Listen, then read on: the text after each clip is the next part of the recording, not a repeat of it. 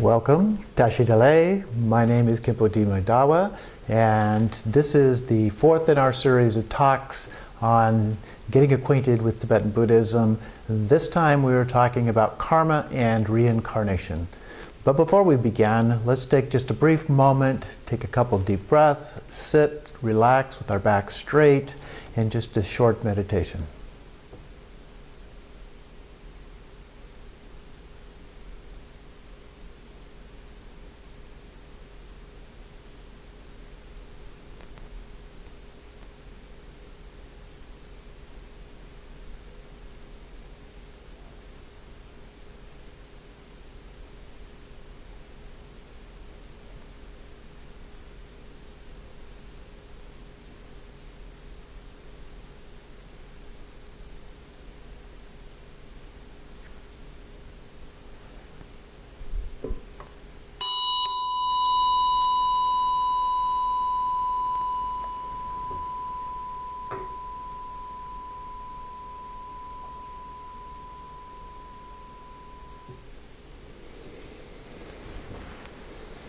It's always helpful too to keep in mind the mind of enlightenment, bodhicitta, as we enter into a talk like this, to think about the nature of our intention, our altruistic intention in particular, to achieve enlightenment for the benefit of all sentient beings. So with that in mind, let's begin. Karma. Karma means action in a literal way, and so it has to do with our actions of body, speech, and mind, the things that we do, think about, and so forth throughout the day and night, as far as that goes. Sometimes we think of it in the West as what goes around comes around, and certainly there's an element of that as a part of that. So everything that we think, say, and do is a part of that, and the Noble Eightfold Path. We talked about number 8 being right thought. We talked about number 1 being right speech. And we talked about number 3 as right action or right conduct. And so these are all linked together in the process of living our lives and thinking about the appropriate way to live our lives in the way that we think, talk, and do our actions. So there's both good karma and bad karma. So we need to look at that. What is the difference? And you'll recall in the last talk, we talked about certain actions to avoid and certain actions to use as a part of helping us on that path. And so just review those very quickly. In terms of the 10 non-virtuous actions, those to avoid, we talked about killing, stealing, sexual abuse, lying, divisiveness, harsh words, idle talk, covetousness or jealousy, harmful thoughts, and wrong views, including not believing in karma and reincarnation. Then the 10 virtuous actions, those ones that we want to use to help us, benefit us on the way to enlightenment, include protecting life, generosity, honoring sexual vows and respecting others, telling truth and using loving speech, reconciling or harmonizing, using pleasant words and meaningful talk, generosity again, and helpful intentions to benefit others, as well as the wisdom of ultimate truth and the true nature of things. So that doesn't include everything that we might choose to use or avoid, but it gives us a good framework within which to check our actions, those that are helpful to us, as given by the evidence of about 2,500 years or more since the time of the historic Buddha until today. So that is the reason for them. They're not laws, they're not mandates, that things that we have to do, but things that have been shown over history and through actual application to be useful or not useful to us. Well, how does karma work? How do we put all of this together? And so I thought I'd start with a little bit on the philosophy behind it. First of all, we talk about ethics, right versus wrong. And so there are some things that are considered by the culture to be right or wrong. And so that is a part of this. Culture certainly influences what is thought of as good or bad in terms of karma as well. Civil social behavior then becomes a part of the outlook of how we decide what is good or bad. And it also helps explain why good things happen to bad people and bad things happen to good people. If you were just thinking, well, what goes around comes around in this lifetime, sometimes we have people who are very, very good, who seem to not have done anything wrong in this life. So why do bad things happen to them? Or conversely, why is it that a person who's really cranky, mean, and nasty wins the lottery? How do good things happen to people as well? Well, karma is a way of helping to explain that, in that it goes back multiple lives. So if something happened in a past life that you did that was bad, that seed was planted in a way that then gets carried forward into future lifetimes and can then ripen and manifest in that lifetime, even though your immediate actions have not been related to that downfall, that thing that happened to you. So the process is a lot like planting seeds, as I have mentioned, and it creates an imprint in our consciousness. And the more that we do something, the stronger that imprint becomes. And it becomes a habitual tendency to do things in a certain way, and it increases the likelihood of either frequent occurrences or the strength of the occurrences that may happen to us in the future, both good and bad. So we have this Alaia consciousness. In Buddhism, we think of the 6 consciousnesses as those related first to the 5 senses. So there's eye consciousness, ear consciousness, and so forth. And then they add a 6th one, which is related to thoughts. So thought consciousness is a part of that, or regular mind, ordinary mind, daily mind that we may think of. The next level of consciousness, and there are different approaches to this in different branches of Buddhism, but in Tibetan Buddhism, generally speaking, the next one is the Alaia consciousness, which is where those imprints abide and which actually is that which gets transferred from one lifetime to another. We'll talk about reincarnation here shortly. So it's a very subtle consciousness. It is below the level of ultimate mind and above the level of ordinary mind. And it is that which transcends this life, much like Christians might think about St. Peter at Heaven's Gate, where in effect he's looking at the good and the bad things that the Christian has done in their lifetime, or the bardos for our lifetime, the experience of encountering Yama, the Lord of Death, and there's an accounting for the good and the bad things that have happened in our lifetime as a part of that as well.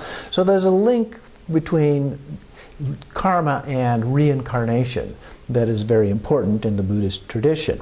But there is no soul per se in the Buddhist tradition. The Buddha taught anatman, no soul, in the sense of how the Vedas looked at that as something that was permanent and unchanging, if you will. So this differs a little bit from what we find in other religions. Timing is also an issue. Timing varies a little bit in terms of karma. And we have, first of all, the immediate effect of something. You do something and you get an immediate response back to that. I yell at you, you yell back at me, kind of thing. So harsh speech, if I exhibit harsh speech directly to you, you may respond in kind immediately. Or it may occur later in this life. Maybe at some other time the person that I was mean to didn't respond to me at that moment in time, but they're holding this grudge, and at some point they take advantage of an opportunity and it comes back to me at that time. But in Buddhism it can also, as I mentioned, through reincarnation, come back in the next lifetime or a future lifetime at some point. Padmasambhava says, if you want to know your past life, look into your present conditions. If you want to know your future life, look at your present conditions. So if we look at our life and what's going on in our life, that should give us some indicator of how we behaved in past lives. And our current behaviors also give us some idea of what's likely to happen in a future life. So looking at our current life and being mindful of our activities, as we talked about last time, is a very important part of the tradition. There are also different kinds of karma that you may read about or hear about. There's individual karma, which is the one that we usually refer to. But there's also considered to be forms of karma related to a city, a state, a country, and so forth. The Dalai Lama, however, has pointed out that he believes that natural disasters, for example, or human-created disasters such as 9/11, are not based on group karma, that those are things that just happen in the way the universe operates. And so that's not because of things that a group of people somehow got together and that particular event happened at that time and affected their lives. So he believes in a certain random element within the operation of the universe, which does not account for karma in those particular cases. So different approaches to understanding karma beyond individual actions and karma. In addition to that, for karma, there are certain conditions, and those conditions are what allow that karma then to manifest. You have to have the right conditions for it to operate. So we have this seed, if you will, as a metaphor, that is the cause based on our actions, previous actions. But a seed, in order for a seed to ripen and grow, needs some other things. Those are the conditions. So it needs soil and water, air, sunlight, and so forth in order for it to grow and manifest and eventually create the fruit or whatever that it happens to be, to ripen. So there needs to be multiple causes and conditions, if you will, for that to happen, which means that there's a certain level of complexity to karma and how it manifests in the world. To the point that some of the teachings say that basically only a Buddha can really understand all of the karma involved in each of our individual lives and how that manifests. The other related factor is impermanence. Impermanence is important here to consider also. This is not fate or a predestination of some sort. There are things that can be done. Karma is said not to decay, and it can even get stronger over time, just like a habit. If we repeat certain actions, become stronger. Karma can also become stronger over time and magnify until it ripens. Or you can purify those actions. In Buddhism, particularly Tibetan Buddhism, there are a number of different things that one can do in order to purify that karma so that we don't have those negative actions appearing in our lives, as well as habitual tendencies, which can also be purified, that makes it easier to accumulate karma of one type or another. Those practices, some of those practices include the Vajrasattva, sometimes referred to as the Buddha of purification, and his 100-syllable mantra. So we recite that mantra over and over, and that helps purify all of those things from our karma in our Alaia Consciousness. Reciting Om Ah Hong, which refers to the Buddha's body, speech, and mind, is also said to be a form of purification. 9-round breathing, a form of particular breathing in and out, and on the out-breath we get rid of or expel some of that negative karma. So there are a variety of things. Those are just examples of what can be done, and there are many, many more examples of what can be done. So we're not stuck with our karma, and that's important because of impermanence. Karma is not permanent, and so that's important so that we can address that karma and change. In the process of changing our worldview, we also change our karma. In terms of the specific actions, the causes related to karma, there are 4 components for a complete action. both good and bad. The first one is called the basis. The basis means having another sentient being. So karma relates to our actions related to others. The second one is our intention. And this, as I mentioned previously, is the most important part of the karmic action or component of action. So motivation is really the key in terms of our karma. Shanti Davis says, whatever joy there is in this world all comes from desiring others to be happy. Whatever suffering there is in this world all comes from desiring myself to be happy. So we need to keep in mind that altruistic intention to benefit others as a part of that. What is our intention? And the altruistic intention is the most important of all. And then the third one is the actual action. And the fourth one is the intended result, that the actual result that was intended happened. So if I intended to kill somebody, I took the action to kill that person, and they died from that action. That is what we're talking about here. There are also 4 types of results that are talked about in the tradition.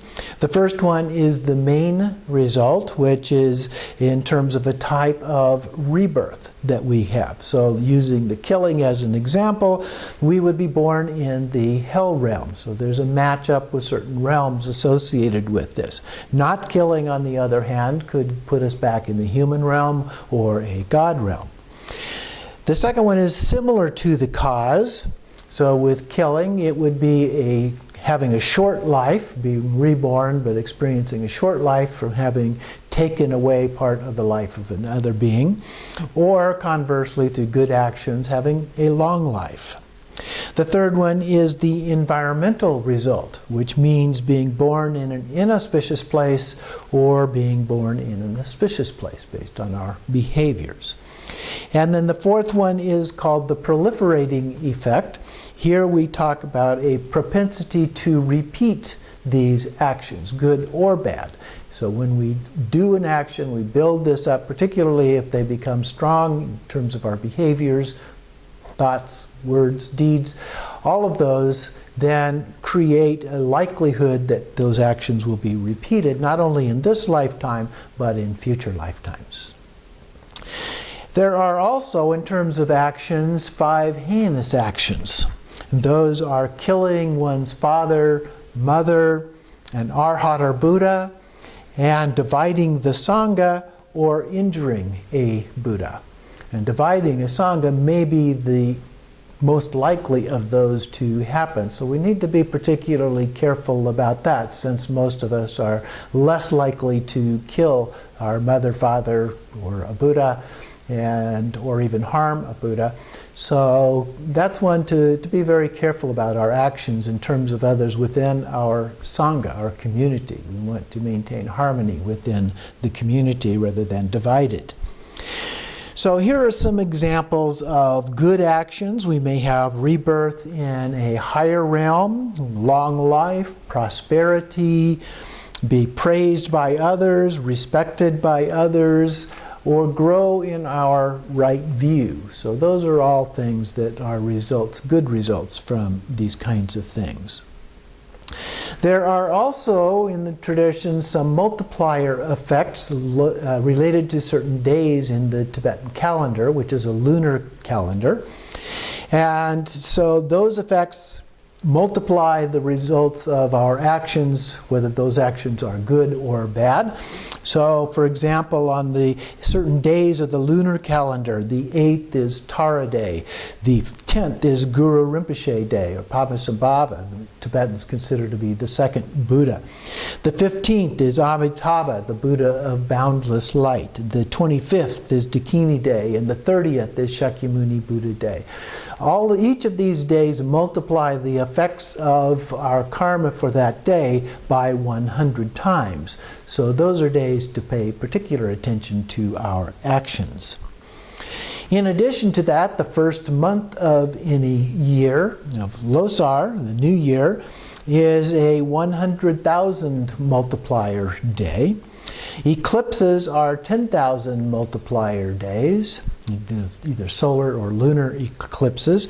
And there are 4 special Buddha days throughout the year called Duchens. So we have the Chotrul Duchen, which occurs in or around February each year, related to the display of miracles of the Buddha.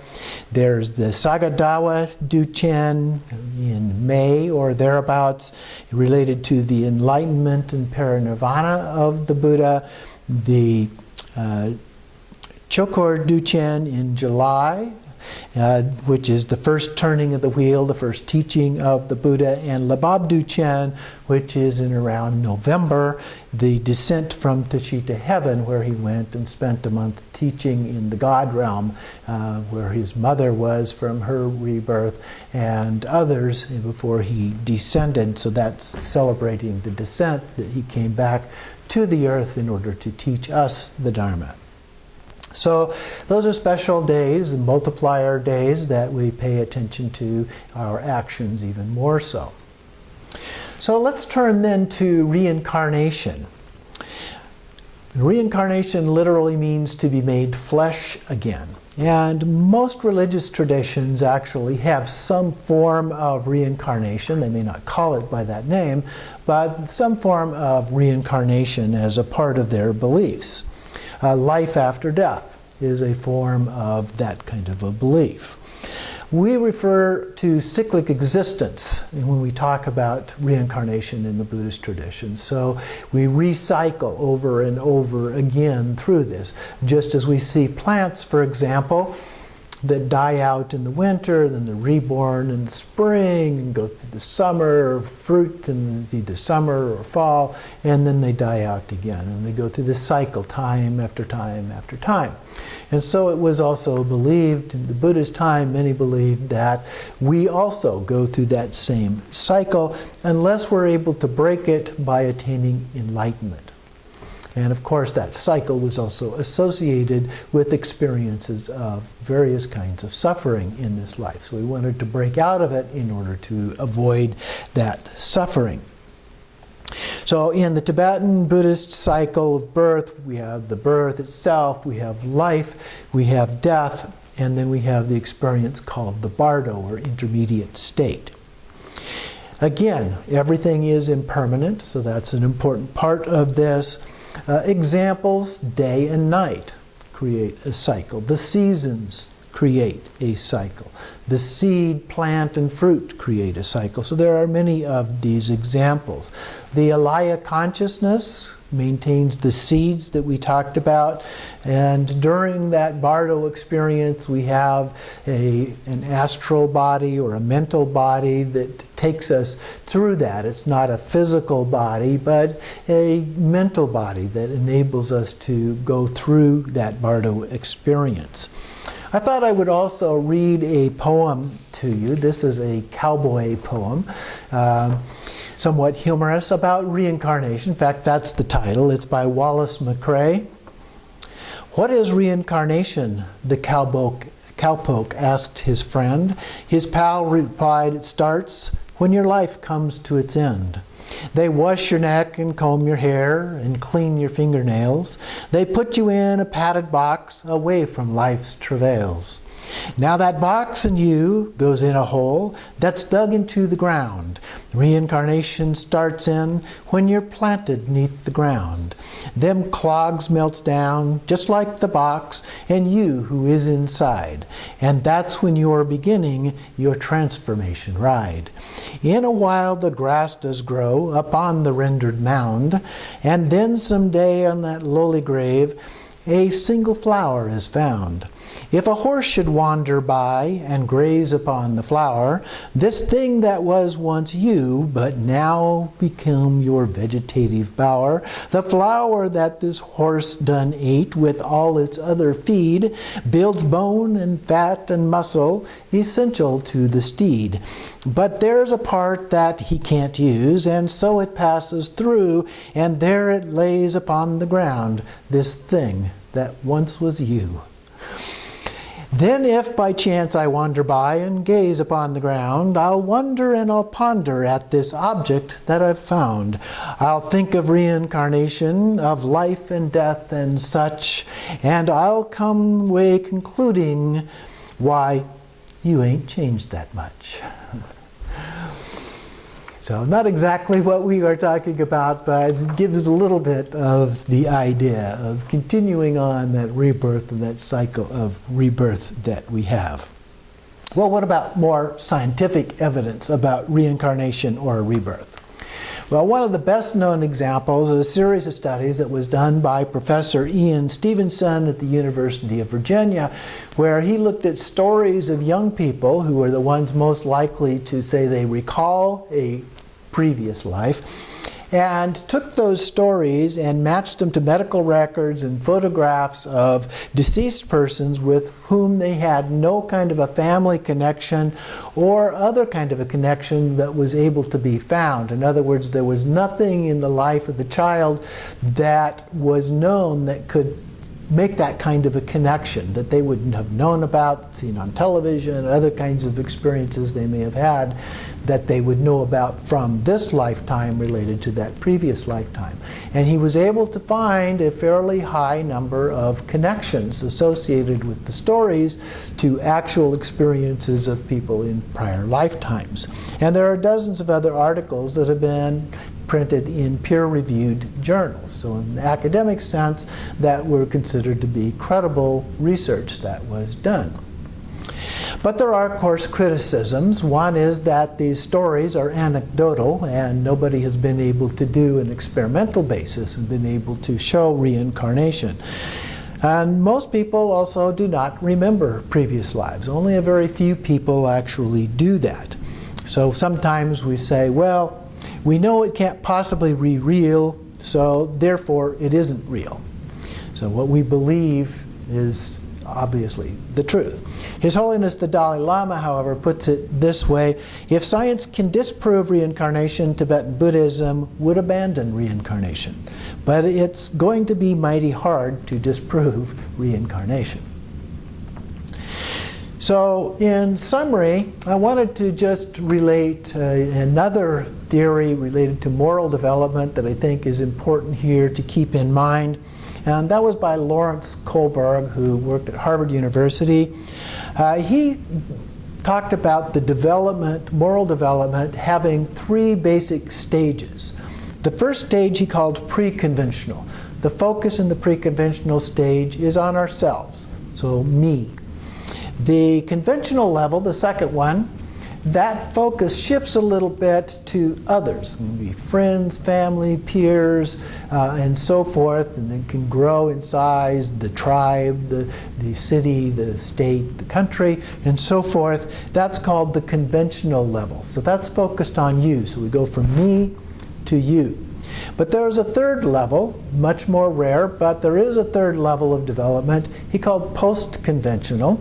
Wasn't real imaginative with his titles here. But that focus is you, and that's altruistic intention. And so that's what we're focusing on here in terms of Buddhism, is altruistic intention that we have to benefit all other sentient beings. And so it fits even with Western models of research on how one develops morally at the very highest level. So my own personal advice in terms of this, I know not everyone believes in karma or reincarnation in a literal way, but my advice is to act as if it is true. That means in terms of the things that you think, say, and do, act as if they are true. And when you do that, you will be engaging in right thought, right speech, and right action. So even if you do not believe them in a literal way, they are also always helpful in terms of our moral development, our moral behavior, and in terms of our progress toward enlightenment. So thank you for watching this talk. Our next talk will be on bodhicitta, the mind of enlightenment.